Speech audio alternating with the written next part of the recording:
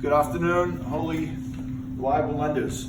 So today we're getting ready for the month of Elul. We're a few days away from Elul, and Elul is the whole point of Elul is to get everything in check, so we have a good new year to come. We're about to have Rosh Hashanah, which is New Year, new blessings, and everything is decided for the year to come on the month on Rosh Chodesh Elul, which is Shabbos and Sunday. It's 2 days. So now the Yom tells us that if you want to have a good new year, the way to do it is to make sure now everything's in check. The same way you guys run a business over here, and every once in a while you got to stop doing business and just go through the books, make sure we're making money. If we are making money, can we make more money? If we're losing money anywhere, how can we cut that out? You got to just make sure everything's in check. This is what Elul is all about. To go through it, go through the inventory, go through the business, the profit and loss statements, and just see where we can fix things up. Because when Rosh Hashanah comes in, we're going to be up for a new year. Obviously, it means spiritually. We're talking about not financially, but my service of God. Am I davening properly? Am I screwing up anywhere? What needs tweaking? What needs fixing? This is the theme of the month of Elul, to try to make sure we have everything in check for Rosh Hashanah. This week is also this Shabbos is that in the video? is Kisaveh. And this week we talk about we have a couple of interesting concepts. The first concept is, it says, Re'eh, Parshas Re'eh, Parshas C. Moshe Rabbeinu is saying to the Jews, look, if you do what Hashem wants and you keep all the mitzvahs and everything else, you get a lot of blessings. But if you don't, then you get curses. Now the question is, if God is good, if God is the epitome of good, why does there have to be any curses? Why do we need curses? Let's just have blessings. Well, why should God even allow for curses? The answer is that curses actually aren't a negative thing. Curses is actually a positive thing. The problem is that we don't appreciate the value of a curse. We only say there's a blessing. If a person has God forbid, if a person had a tumor, and let's say somebody walks into the operating room seeing a guy's head being opened and a tumor being removed, the guy's going to think this is the most horrible thing in the world, and this is murder, and this is evil. It's the epitome of evil. But what the guy doesn't realize is that these people with the white suits on, with the knives, aren't killing the guy, they're saving the guy's life. And that's also when it comes to the curses. They're not really curses in a negative sense. The curses means that they were cleansed. They purify us. They're able to cleanse the soul of all the negative things that happened to it during the time that it was corrupted.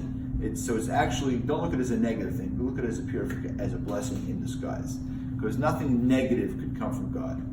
That's the first point. Point number 2 is, this week we also learn about the Bikurim. Bikurim is like the fruit offerings of the 7 species that Israel is known for.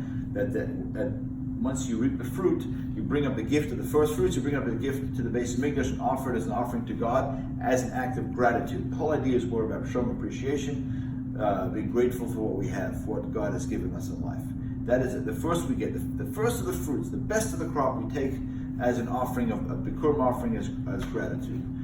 Now the interesting law is that this law only kicked in once the Jews entered Israel, once they conquered Israel, which took them 7 years, and then another 7 years to divide Israel. Only once they conquered and divided the entire land, got rid of the inhabitants, and every single Jew was settled in his tribal homeland, only then do we start bringing up this gratitude offering. The question is why? Why'd have to wait so long? What about if a Jew got his land in the first year of dividing the land, right away, and he's planting orchards already, and he's got his fruit? Why can't he show gratitude? Why does he have to wait till all the tribes are fully settled and everyone's settled? So it's a very powerful question. I got a gift. Let me show appreciation for the gift. The answer is that all Jews are really connected. The Jewish nation is like one human being, and every Jew is a different limb of that human being. Now, when a human being has a limb that is suffering, even if it's the tiniest limb, even if it's like the tip of his finger is in pain, he doesn't say, "Oh, my finger's in pain. I don't care. It's not a problem." He'll say, "I'm in pain. My whole body." If you stub your toe, that causes incredible pain, and your whole body feels it, not just the toe. So too about the Jewish people. We are all one nation. We are all one being. And one Jew is not comfortable, is not settled, that affects the entire nation of the Jewish people being settled.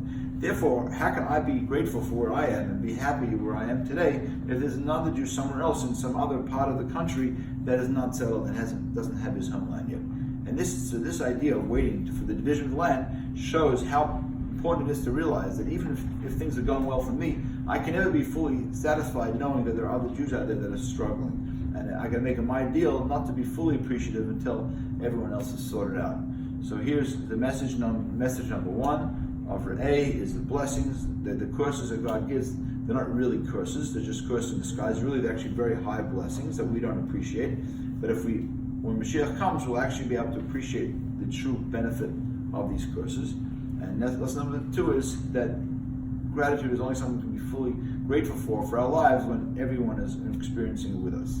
So good Shabbos and good Chodesh Elul, and wishing you all lots of blessings for the new year. Amen.